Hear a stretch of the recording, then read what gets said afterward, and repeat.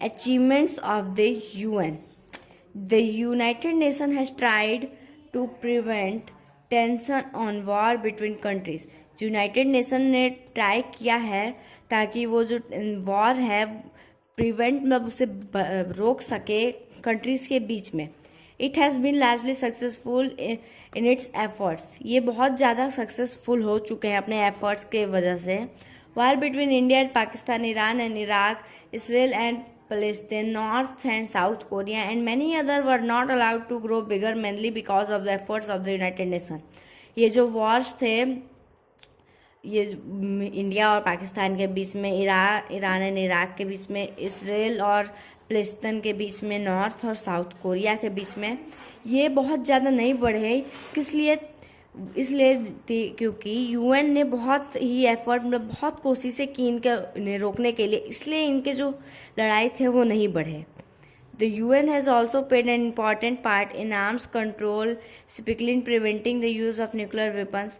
जो यूएन है उसने भी बहुत बड़ा इम्पॉर्टेंट रोल प्ले किया है आर्म्स कंट्रोल मतलब जो हथियारों का यूज़ करना और especially in preventing the use of nuclear weapons. जो न्यूक्लियर वेपन्स हैं उन्हें भी यूज़ कम करना, इसमें भी उसने प्रिवेंटिंग की है. The UN has been very successful in its fight against poverty, disease and इल्सरेंटी. जो यूएन है वो बहुत ही ज़्यादा सक्सेसफुल हुए हैं फाइट अगेंस्ट पॉवर्टी, डिजीज़ और ये इल्टरेंसी के अगेंस्ट फाइट करने में बहुत सक्सेसफुल हुआ है. It has also achievement success in improving cultural cooperation among countries. ये it has also achieve success, उसने इसमें भी सक्सेस अचीव की है. कल्चरल कोऑपरेशन अमॉन्ग कंट्रीज मतलब कल्चरल कोऑपरेशन बिटवीन कंट्रीज मतलब कंट्रीज के बीच में इम्प्रूव करने में.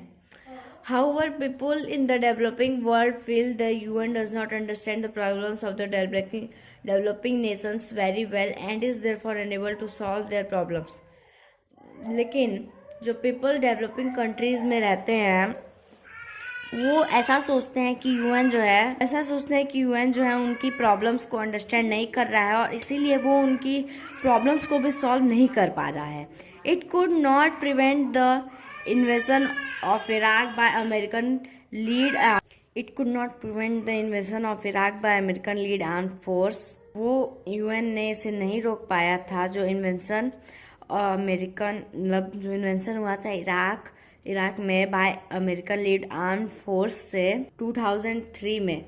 Nor put an end to the war in Darfur Sudan. उसने एक एंड नहीं पुट कर पाया था यूएन जो वार हुआ था इन डरफोर सुदान में. मतलब डरफोर जो सुदान में है उसमें जो वार हुआ था उस जगह पे उसमें एक एंड यूएन नहीं पुट कर पाया. Some people have also question the veto power enjoyed by the 5 permanent members of the UN.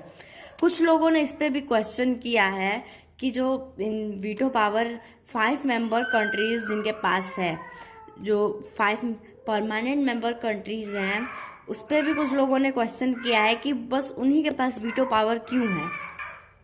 अब हम लोग पढ़ेंगे India's contribute to the United nation.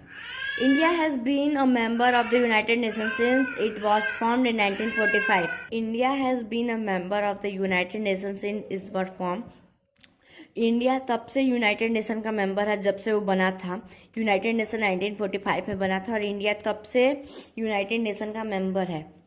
It has always stood for peace and played an important role in the UN's effort for world peace. वो हमेशा खड़ा रहा piece में, always stood for peace, हमेशा वो शांति के लिए खड़ा रहा और बहुत ही इम्पोर्टेंट रोल उसने निभाया है यूएन के एफर्ट में, जब पूरे वर्ल्ड के पीस के लिए मतलब पूरे वर्ल्ड के शांति के लिए. Some of the main achievements and efforts of the India are as follows. इनमें से कुछ मेन अचीवमेंट्स और एफर्ट्स जो इंडिया से हुए थे वो ऐसे हैं.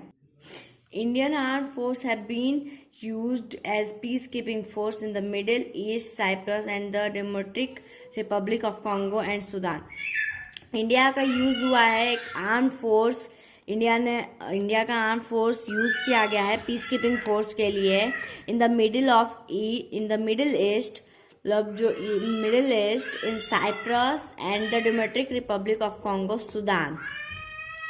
India is not a permanent member of the UN Security Council. However, India has been elected several times for a seat in the Security Council. For example, during 1984 to 1985 and 1991 to 1992. भले ही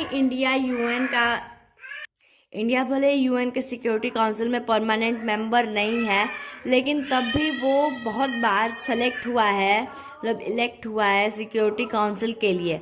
जैसे कि 1984 से 1985 के बीच में वो select हुआ था, और फिर 1991 से 1992 के बीच में भी इंडिया सेलेक्ट हुआ था. अब India played a prominent role in putting forward the conference of developing countries of the United Nations. India जो है उसने एक बहुत ही प्रोमाइनेंट रोल प्ले किया है putting forward the conference of developing countries at the United Nation. Putting forward मतलब पीछे रखना जो कॉन्फ्रेंस है डेवलपिंग कंट्रीज के यूनाइटेड नेशंस में. India actively oppose the policy of considering blacks as inferior to whites in South Africa. India ने बहुत ही उसका विरोध किया है, इस पॉलिसी का विरोध किया है.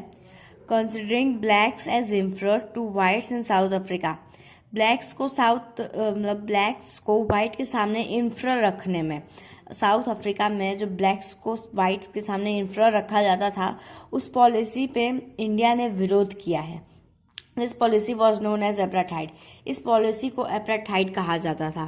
Finally due to the pressures of the United Nation and countries like India, apartheid was abolished in South Africa. लेकिन फाइनली जो यूएन ने प्रेशर मतलब बहुत ही प्रेशर किया, और कंट्रीज लाइक इंडिया जैसे यूएन ने और कंट्रीज लाइक इंडिया ने बहुत प्रेशर किया, तो एपराथाइड साउथ अफ्रीका में बंद हो गया. India stabled relations with South Africa only after this.